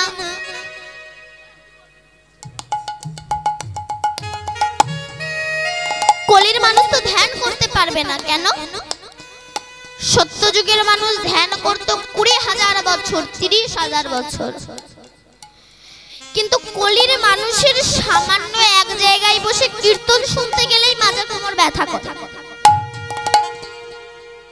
3 ঘন্টা এক জায়গায় বসে কীর্তন শুনতে গেলেই মাজা কোমর ব্যথা করে। আবার মাঝে মধ্যে সামনে এক হাত করে জায়গা রেখে দেয় ঠ্যাঙের ভবিষ্যৎ। কিন্তু সত্য যুগের মানুষ ধ্যান করত 30,000 বছর কেন? সত্য যুগের মানুষের টোটাল পরমায়ু হচ্ছে 1 লক্ষ বছর।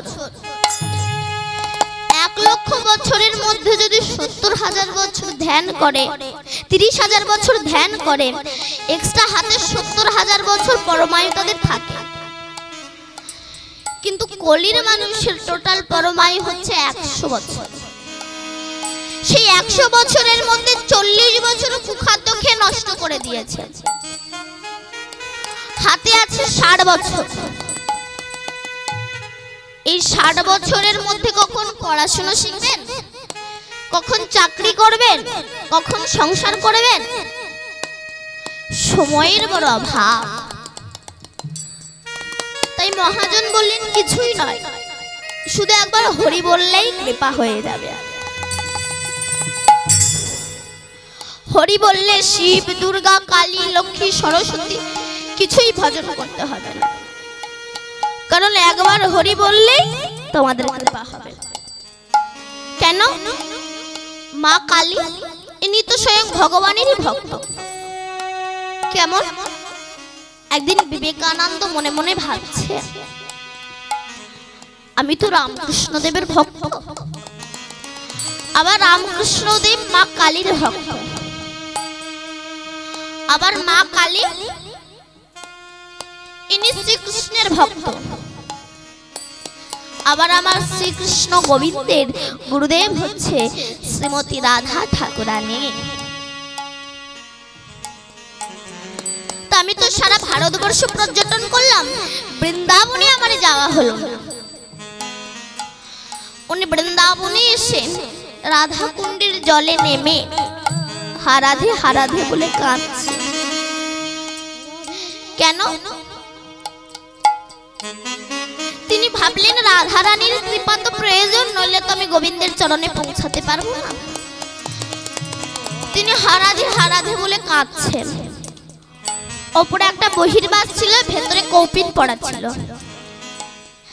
বহির্বাসটা খুলে রেখে যখন কৌপিনটা পরে স্নান করছে, আর রাধা কুণ্ডের ওই যে মাটি তুলে নিয়ে নিজের সর্বাঙ্গে মাখছে। কেন?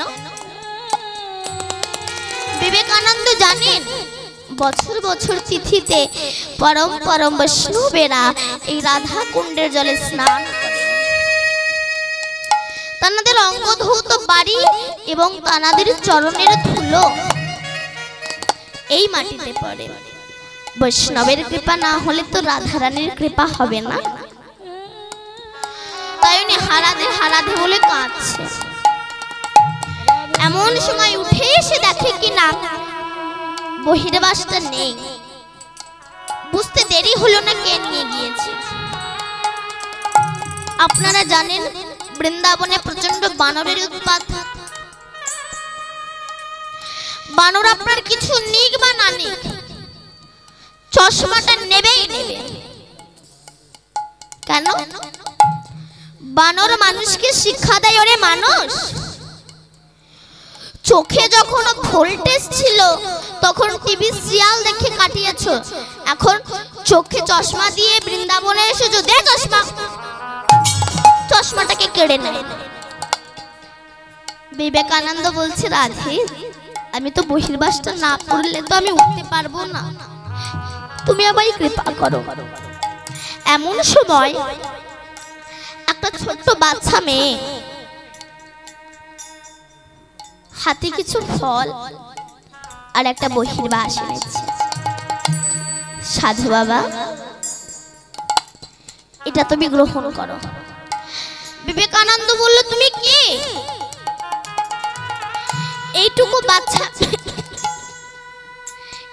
বাচ্চা মেয়ে, তুমি এখানে এসেছো, তুমি কে? তখন সেই বাচ্চা মেয়েটা বলল, আমাদের বাড়ি বৈষ্ণব সেবা ছিল, একজন বৈষ্ণব আসেনি, তাই তারটা আমি তোমাকে দান করলাম।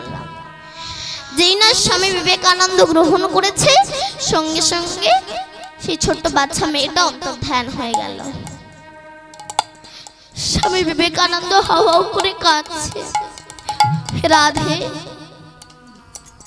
রামকৃষ্ণ দেবের কৃপা হলো, মা কালীর কৃপা হলো, কৃষ্ণের কৃপা হলো, তোমার কৃপা হয়েও আমি তোমাকে ধরে রাখতে পারিনি গো। রাধে রাধে কাঁদছে। তাহলে মা কালী কৃষ্ণ ব্যতিরিক কিছু জানেন না, কৃষ্ণ ভজন ছাড়া কিছু জানেন নাই, কৃষ্ণ ব্যতিরিক তিনি কিছু জানেন না। শিব ইনি পঞ্চমুখে রাম নাম জপ করেন, ইনিও গোবিন্দকে ভজনা করেন। সূর্য ইনি তো বিশ্বভানু রাজা স্বয়ং, ইনিও গোবিন্দকে ভজনা করেন। গণেশ ইনি তো স্বয়ং ভগবানের অংশ, তাহলে সবাই আমার গোবিন্দকে ভজনা করে। একবার হরি বললেই কৃপা হয়ে যাবে, কারণ এক নামে যত পাপ হরে, পাপীর সাধ্য নেই তত পাপ করে। আবার বলছে, কোটি জন্ম যদি করো নাম সংকীর্তন, তবু না মিলিবে ব্রজের ব্রজেন্দ্র নন্দন। কেন কেন আমরা ব্রজের ব্রজেন্দ্র নন্দনকে পাবো না? আমাদের প্রকৃত বিশ্বাসটা ভগবান আছে কি, এই বিশ্বাসটা আমাদের নেই।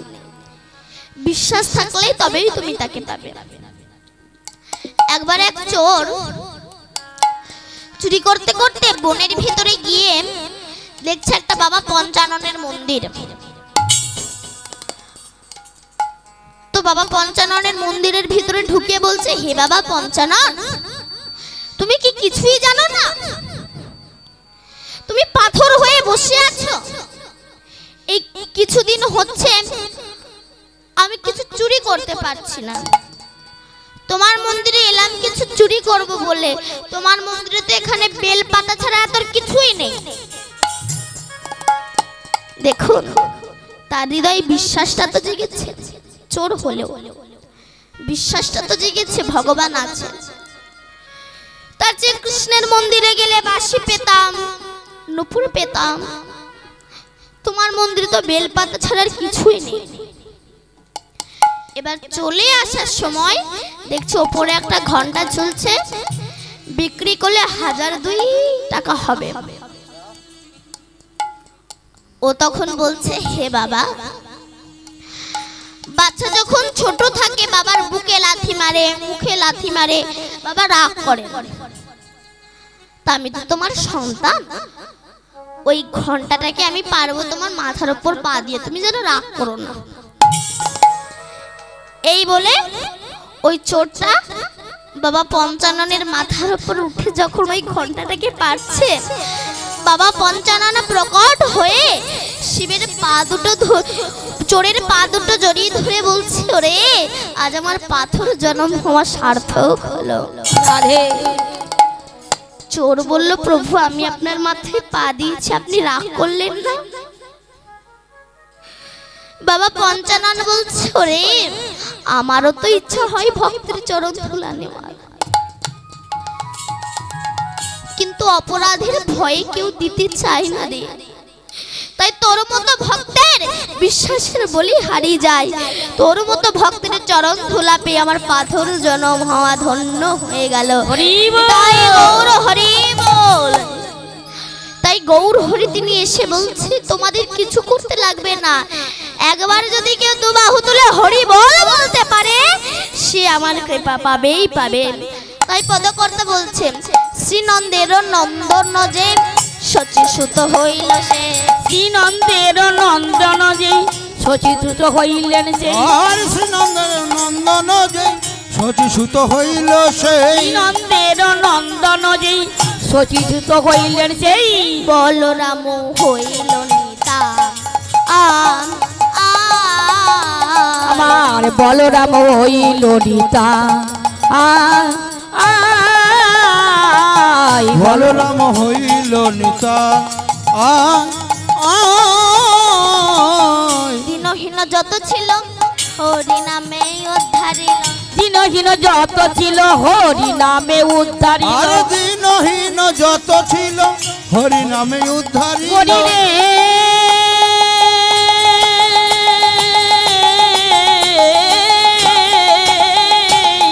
দিনহীন যত ছিল হরি নামে উদ্ধারিল, দিনহীন যত ছিল হরি নামে উদ্ধারিল। তার সাক্ষী জগায়ার মাধা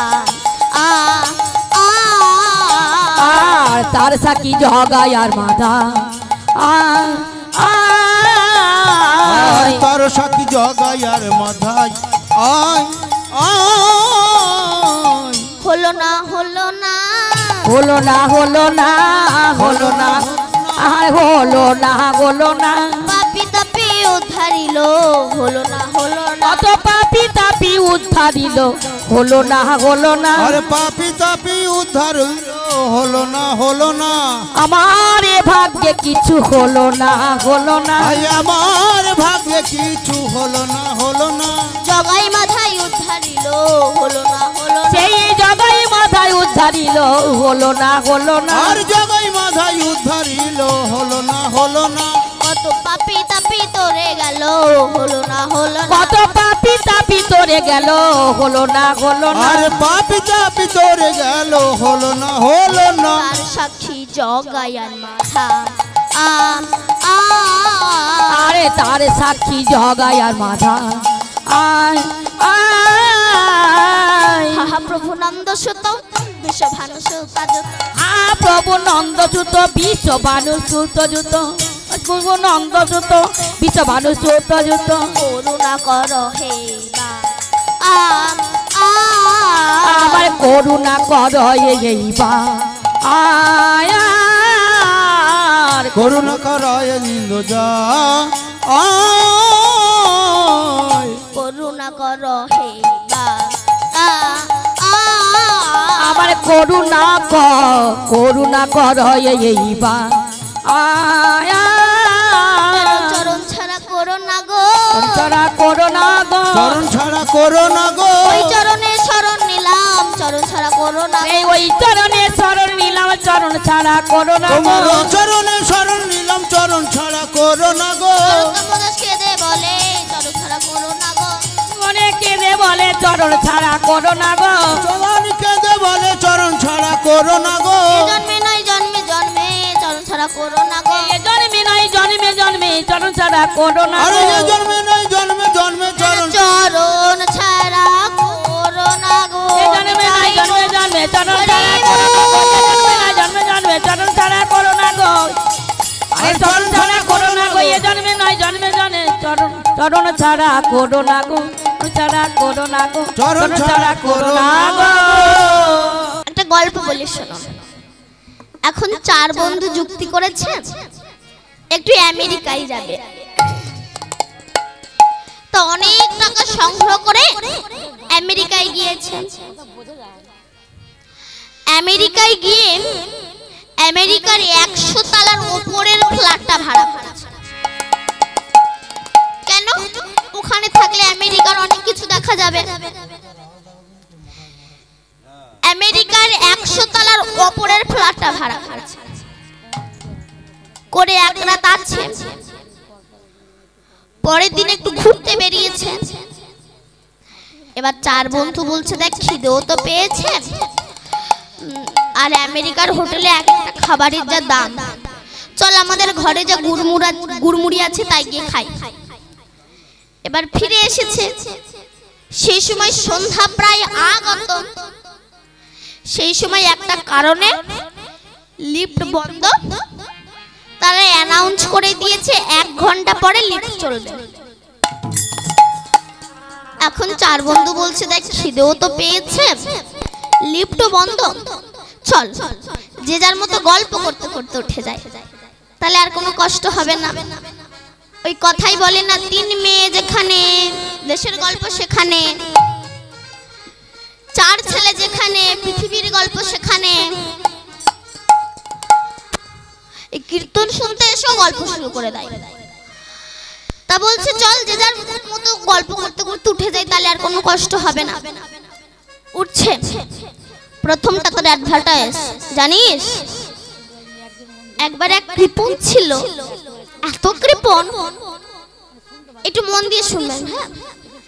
এখন তার একটা গামছা হারিয়ে গিয়েছে। এবার গামছার দাম তুলবে কি করে, গামছার দাম 100 টাকা। ও মনে মনে ভাবে প্রতি মাসে চুল দাড়ি কাটতে 20 টাকা করে খরচা হয়, আমি 5 মাস চুল দাড়ি কাটবো না, গামছাটা উঠে যাবে। 5 মাস চুল দাড়ি কাটে না, এতটুকু দাড়ি হয়েছে। এবার ও একদিন গঙ্গায় স্নান করতে এসেছে, দেখি কিনা এক পরম শুদ্ধ বৈষ্ণব সাধু, তানাদের তো এত বড় বড় দাড়ি। ও মনে মনে ভাবে আমার গামছা হারিয়ে গিয়েছে, তাই এতটুকু দাড়ি, ওর নিশ্চয়ই কম্বল হারিয়ে গিয়েছে, তাই ওর অত বড় বড় দাড়ি। তখন আর একজনা বলছে, চুপ কর, আমি এক কৃপণের গল্প বলি শোন। সিঁড়ি ওঠা কিন্তু চলছে মা, হ্যাঁ এটা ভুলে যাবেন না, সিঁড়ি ওঠা চলছে। তখন আর একজনা বলছে, শোন, একবার এক কৃপণ তার বউ তাকে বলছে, শোনো, জীবনে তো 10 পয়সা গোবিন্দকে সেবা দাওনি, সাধুগুরু বৈষ্ণবকে সেবা দাওনি, যখন মনুষ্য কুলে জন্মগ্রহণ করেছ, একেবারে শিয়াল কুকুরের মতো পৃথিবী থেকে চলে যেও না, অন্তত যাও একটু গঙ্গায় স্নান করে এসো। ও বলে, গঙ্গা তো এখান থেকে 15 কিলোমিটার দূরে, যাবো কিসে? বলে, কেন, টোটো ভাড়া করে নাও। রে বাবা রে, 50 টাকা নেবে, আমি যাব না, আমি হেঁটেই যাব। এখন ওর বাড়ির একটা ছাগল ছিল, ও মনে মনে ভাবে যদি ছাগলটাকে নিয়ে যাই, আমি হেঁটে হেঁটে যাব, ও ঘাস খেতে খেতে যাবে, দুজনের কাজই হবে। এবার এসেছে গঙ্গার ধারে, এসে দেখছি কার কেমন ভাব ভঙ্গিমা, কে কেমন ভাবে স্নান করছে ও দেখছে। দেখি কিনা চান করছে, আর একটা পান্ডা 501 টাকা করে নিচ্ছে। ওর চোখ মোটা হয়ে গেছে, আমি এখানে স্নান করবই না। ফিরে আসছে, মনে মনে ভাবছে এত দূর যখন কষ্ট করে এলাম, একেবারে ফিরে যাব। তো একেবারে ফিরে না গিয়ে অন্তত এক কাজ করি, যেখানে পাকা ঘাট, কেউ স্নান করে না, কোনো পান্ডা নেই, কেউ টাকা নেয় না, ওই ঘাটে আমি স্নান করব। খুঁজে খুঁজে দেখি কিনা শ্মশান ঘাট, মরা পোড়ায়, ওখানে গিয়ে স্নান করতে। ভগবান মনে মনে বলছে, তোর পেছনে আমি একটু লাগবো। কেমন? ও যে শ্মশান ঘাটে নেমে ডুব মেরেছে, সঙ্গে সঙ্গে ভগবান পান্ডা সেজে পেছনে এসে বলে, টাকা দাও। ও পেছন ঘুরে তাকিয়ে দেখে কিনা পান্ডা দেখেই ঠান্ডা হয়ে গেছে। বলে, এটা তো মরা পোড়ায় শ্মশান ঘাট, এখানে আবার টাকা কেন? বলে, ওইটাই তো হচ্ছে কথা, এটা হচ্ছে স্পেশাল ঘাট, এখানে চান করলে 2001 টাকা করে দিতে হবে। ও বলে দেখো আমি তো টাকা পয়সা কিছু সঙ্গে করে আনিনি, তুমি আমার বাড়ি যাও। ও মনে মনে ভাবে যাবে না। ভগবান বলে আমি যার পেছনে লাগি তাকে ছাড়িও না। রাধে, তাকে আমি ছাড়ি না। কিছুদিন পরে ভগবান পান্ডা সেজে গেছেন। তার বউ বলছে এই দেখো একটা ঠাকুর মশাই এসেছে, টাকা চাইছে, এখানেও চলে এসেছে। তুই গিয়ে বল ঠাকুর মশাই স্বামী প্রচন্ড অসুস্থ, বিছানায় পায়খানা করছে, মরে যাবে যাবে ভাব, প্রচন্ড অসুস্থ। এখন যেমন স্বামী ঠিক তার তেমন বউ। ও এসেছে, এসে বলছে ঠাকুর মশাই আমার স্বামী প্রচন্ড অসুস্থ, ঠাকুর মশাই বিছানায় পায়খানা করছে, হয়তো মরে যাবে, আর বাঁচবে না গো ঠাকুর মশাই। বলে মা তুই কাঁদিস না, আমি কিছুদিন পরে আসি। আবার 1 সপ্তাহ বাদে এসেছে। তার বউ বলে কি গো আবার এসেছে? আবার এসেছে। এবার তুই গিয়ে বল আমার স্বামী মরে গেছে।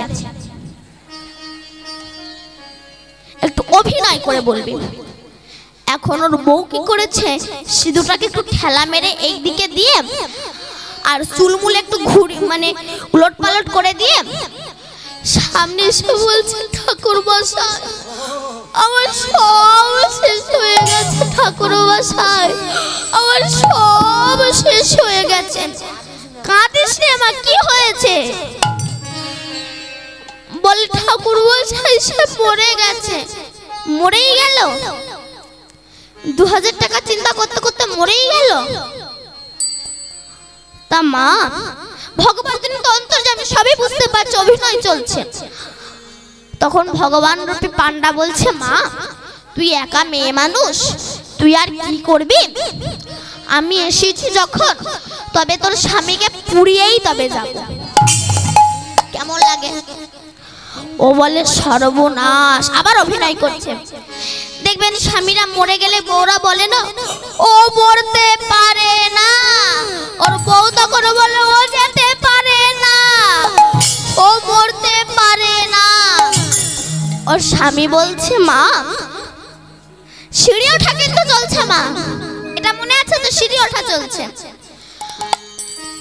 তখন ঠাকুর মশাই বলছে মা যার স্বামী মারা যায় সেরকম পাগলিনী হয়, আমি এসেছি যখন ওকে পুড়িয়েই তবে যাব, ও কিন্তু মরেই রয়েছে,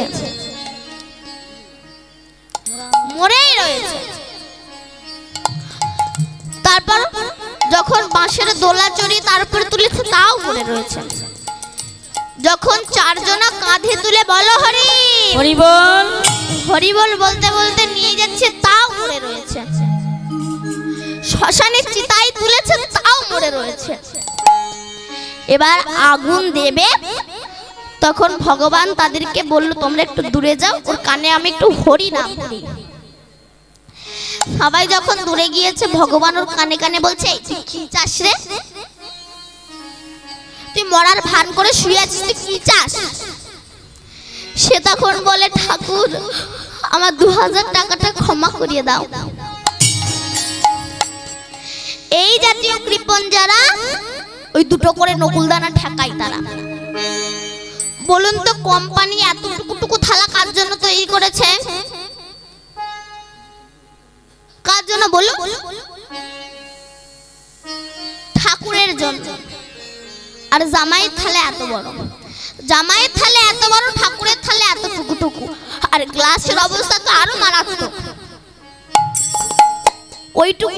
ওইটুকু করে থালায় 2টো করে নকুলদানা দিয়ে গলায় কাপড় দিয়ে নিতা এসো, গৌর এসো, 64 মহন্ত, দ্বাদশ গোপাল, ভক্তবৃন্দ সবাই এসো, যেন একা এসো না, খেয়ে পারবে না। সব চিটিংবাজি ভক্তির কোনো প্রয়োজন নেই। তাই ভগবান বললেন কলিযুগে তোমরা জন্মগ্রহণ করেছো, তোমরা 2 বাহু তুলে একবার হরি বল বলো। এবার 2য় জনার গল্প শেষ, এবার 3য় জনার পালা। তাকে তাকে বলছে, বল এবার তোর কি গল্প আছে।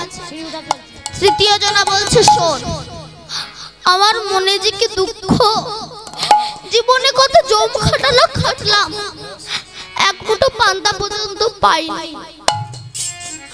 তারপর একটা মেয়েকে ভালোবাসলাম, যাকে না দেখলে আমি এক সেকেন্ড থাকতে পারি না, যার জন্য আমি আমার বাবা মাকে ত্যাগ করলাম, যাকে 90,000 টাকার মোবাইল কিনে দিলাম, সে আমার সঙ্গে বেইমানি করলো, 95 তলা উঠে গিয়েছে। এবার চতুর্থ জনের পালা, তাকে বলছে, বল বল তোর মনে কি দুঃখ আছে বল। আমি বলবো, বল। বললে সবাই হার্ট ফেল করবে। শুনবেন এই গল্প, যে গল্প শুনলে মানুষ হার্ট অ্যাটাক করে, হার্ট ফেল করে। আরে বাবা বল না, আমরা সবাই বললাম, সবাই সহ্য করতে পারলো, তোর মনে দুঃখের কথা সহ্য করতে পারবো না? বল না, বল বল বল। বলবো, সবাই হার্ট অ্যাটাক করে, তাহলে দায়িত্ব নেবে কে? আরে বাবা বল না। তখন সে বলছে, শোন, আমরা এই যে এত তালা গল্প করতে করতে উঠেলাম, কিন্তু ওপরে গিয়ে যে চাবি দিয়ে তালা খুলে ভেতরে গিয়ে আমাদের খিদে নিবারণ করব, সেই ঘরের চাবি আমি নিচে রিসেপশনে ফেলে চলে এসেছি। এইবার কি হবে? গল্পের কথা মাথায় বজ্র ভেঙে পড়েছে। বৈষ্ণব কবি তত্ত্ব দিচ্ছে, আমরা তো মাতৃগর্ভ থেকে জন্মগ্রহণ করে তো শুধু গল্প করেই কাটিয়ে দিচ্ছি, কিন্তু সিঁড়ি ওঠা তো চলছে, আয়ুষ সূর্য তো চলছে। এই চলতে চলতে আমরা যে গল্প করেই কাটিয়ে দিলাম, ওই যে হরি নাম রূপী চাবি নিলাম না, যখন স্বর্গের দুয়ারে যাব, ওই যে হরি নাম রূপী চাবি নিলাম না, আমাদেরকে আবার আসতে হবে, আবার যেতে হবে, আবার আসতে হবে, আবার যেতে হবে, আবার 80 লক্ষ জনিত ভ্রমণের পরে হরি বল। তাই গৌর হরি বল। হরি বলো, হরি বলো, হরি বলো ভাই, নামে ছাড়া কলি দিবে গতি নাহি আর। হরি বলো, হরি বলো, হরি বলো ভাই, নাম ছাড়া কলি যুগে গতি নাহিয়া। হরি বলো, হরি বলো, হরি বলো ভাই, নামে ছাড়া কলি দিবে গতি নাহি আর। হরি বলো, হরি বলো, হরি বলো ভাই, নাম ছাড়া কলি যুগে গতি নাহিয়া। যেই নাম সেই কৃষ্ণ,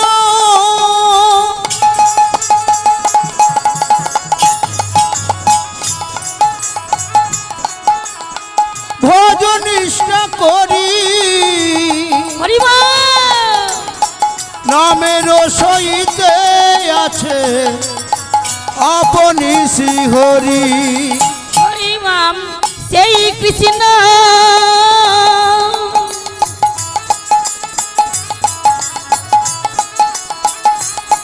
মনরে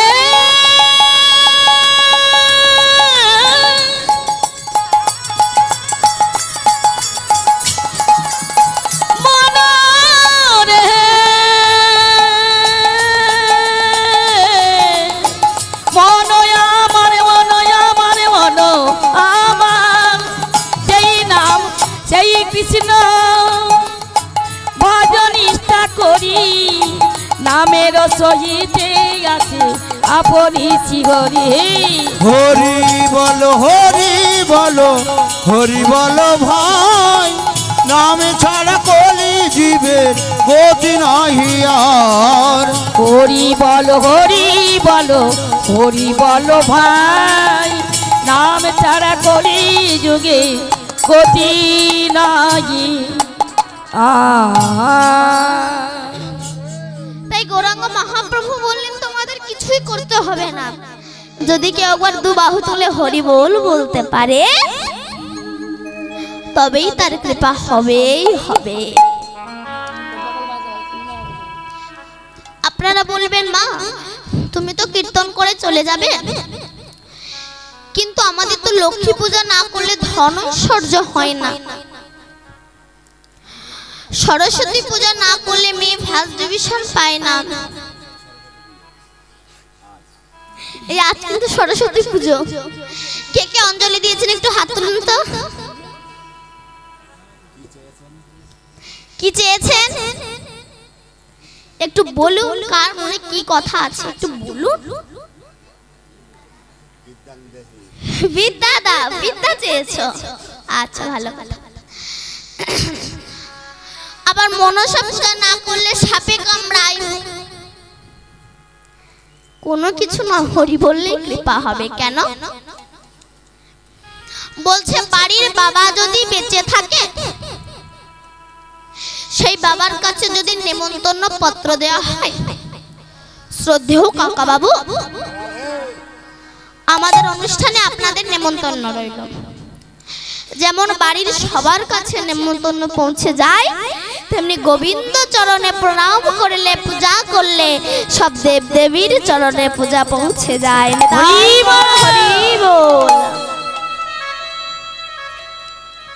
তাই হরি বললেই কৃপা হবে। কেন? আপনি বাড়িতে লক্ষ্মী পূজা দিন, ব্রাহ্মণেরা প্রথমেই বলবেন শ্রী বিষ্ণু শ্রী বিষ্ণু শ্রী বিষ্ণু। কেন? লক্ষ্মী পূজা হচ্ছে শ্রী বিষ্ণু। কেন বলছে? শ্রী বিষ্ণু না বললে পূজা হবে না। তারপরে বলুন অং বিষ্ণু তদ বিষ্ণু পরমং পদং সদা পশ্যন্তি সুরয় দিভিব চক্ষুষ্রাততম।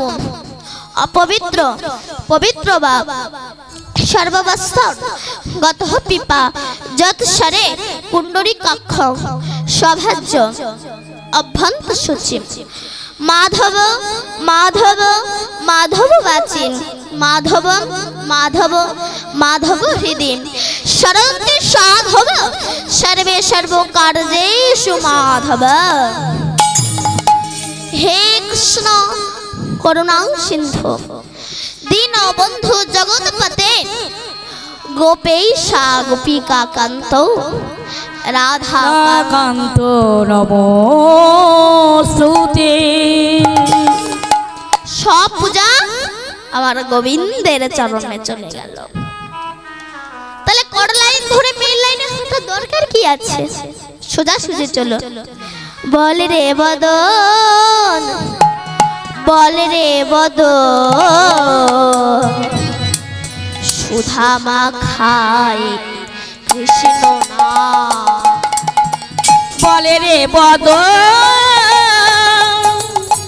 বলে রে বদ সুধা মাখা কৃষ্ণ না। বলে রে বদন বলে রে বদন সুধা মাখা কৃষ্ণ নাম। বল রে বদন বল রে বদন সুধা মাখা কৃষ্ণ নাম। বলে রে বদ বলে রে বদ সুধা মাখা কৃষ্ণ না। বলে রে বদন বলে রে বদন সুধা মাখা কৃষ্ণ নাম। নামে বুক ভরে যায় অভাব মেটায়। নামে ভোগ ভরে যায় অভাব বেটায়। স্বভাব জাগায় মহাসুখে। বলে রে বদ বলে রে বদ মধু মাখা ধরি না। বলে রে বদ বলে রে বদন সুধা মাখা কৃষ্ণ নাম। যে রাধে বিষ্ণুপ্রিয়ার পাদুকার দুখানা বক্ষে লয়ে যখন মন্দিরে প্রবেশ করলেন, পাদুকা লই লইয়া প্রিয়া হৃদয়ে ধরিল পাদুকা লইয়া প্রিয়া প্রিয়া হৃদয়ে ধরিল আরে পাদুকা লইয়া পিয়া পিয়ারিয়া দিল আর পাদুকার সঙ্গে প্রিয়া বিলীন হয়ে গেল আর পাদুকার সঙ্গে প্রিয়া মিলন হয়ে গেল আর পাদুকা লইয়া পিয়া